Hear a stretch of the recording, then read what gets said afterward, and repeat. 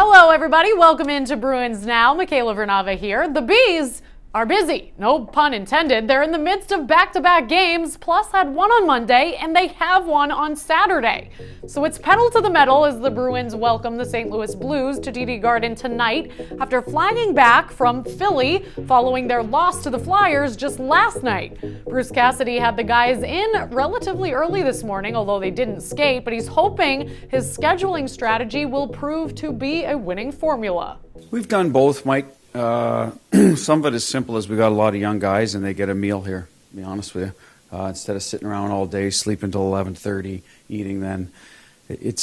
They're up a little sooner. Maybe they don't get as much rest as they would a normal night. But they're here now. We'll go get focused on St. Louis, review what we need to from last night. A lot of positives. Unfortunately, we didn't get the win.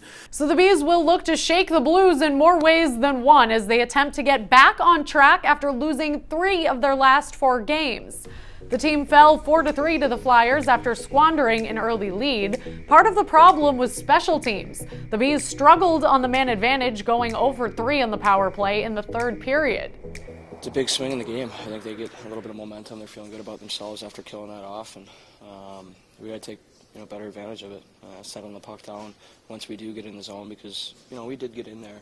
We penetrated their line a few times, and it was all about that next pass, and we just couldn't execute and forcing shots. Some of that's on me from up top, and everyone as well was just trying to force a little bit too much. But they did a good job of staying up at the blue line. So.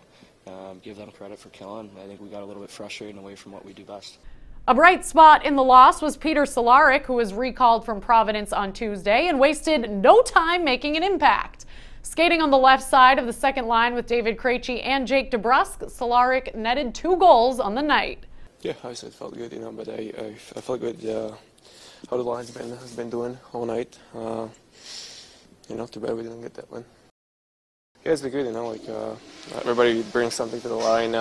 Jake has a great speed on a wide, so we try to keep the puck possession in our zone, and I think we created some looks off the circle, off the our zone time. So, still we lost the game. David Backes is back in the lineup to take on his old team after watching from the press level in Philly. Bruce Cassidy said Backes handled the healthy scratch like a true pro. Very well, very professional. He's always been. Certainly not 100% in agreement with the decision. But we ask our players when that happens to, make sure that any feelings are left outside the locker room. We want to be. John Moore's been terrific with that, guy that's been in the league, and he's done that as well back. So hopefully he has a good night for us tonight, and then we'll see what happens going forward. Time now for your Rams social drive. For that, we turn to Casey McDonald. Time now for your social drive. Nike has unveiled a self-tying shoe. The Adapt BB is a next-generation basketball shoe that is power lacing, and it adapts during the game, so it doesn't come too loose or too tight. You can control it manually on the shoe itself or on an app. Pre-sale began today. You can get these babies for $350, which actually isn't all that much. Sneakers are way more than that. The launch retail is set for February 17th. To the baseball diamond now. Veteran outfielder B.J. Upton, formerly known as Melvin Upton Jr., formerly known as B.J. Upton, announces that he will now officially be known as B.J. Upton. So Upton's dad, also named Melvin, he was known as Boss Man to his friends, so the younger Melvin became known as Boss Man Jr., which eventually got shortened to B.J. So after spending 4 years now as Melvin, Upton went on MLB Network today to make a shocking announcement. He's back to B.J. I'm glad that's settled.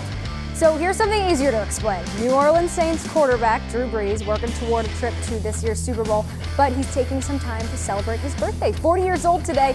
Also today, his son Balin's birthday. He turns 10, and this appears to be baby boy Balin at Super Bowl 44 in 2010 when his dad and the Saints beat the Colts. That's your social drive. Look at you. You got a Ram. What made you do that? A lot of reasons. It's got comfort you wouldn't believe, not to mention legendary Hemi V8 power. More people are switching to Ram trucks than ever before. And now get $1,000 bonus cash if you make the switch during Ram Power Days. Now check this out. Bruins blue liner turned cover boy. Charlie McAvoy gracing the cover of the Improper Bostonian. In the magazine, McAvoy has a very fun and interesting Q&A. One of my favorite tidbits, he was asked weirdest fan encounter. He said, it happened at Bruins Summerfest. I was sitting there and a couple just dropped their baby down right in front of me. The baby was like just a week old, a newborn, and they were like, can you sign our baby? I was like, okay, right on. That'll do it for this episode of Bruins Now. Thanks as always for watching. Keep up with all the action on NESN.com and we will see you next time.